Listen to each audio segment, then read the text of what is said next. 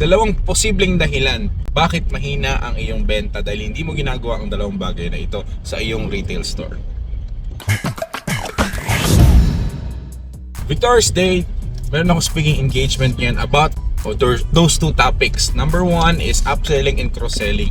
If you have a retail store, may it be hardware, anything, any item, may restaurant ka, huwag niyong kakalimutan ang dalawang bagay na ito, yung upselling and cross-selling. Ano ba yun? First is upselling. It's selling a product with a higher value or giving him a premium item. For example, bumili siya ng soft drink.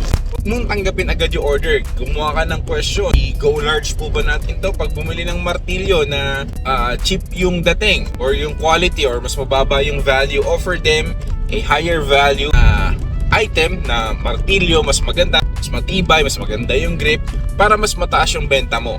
Yun ang upselling. Cross-selling naman is that when they buy a hammer, aside from offering them a higher value ng item na yon, offeran mo din sila ng pako, ng anything na pwedeng i-bundle doon sa martilyo na yon. Bumili sila ng soft drinks.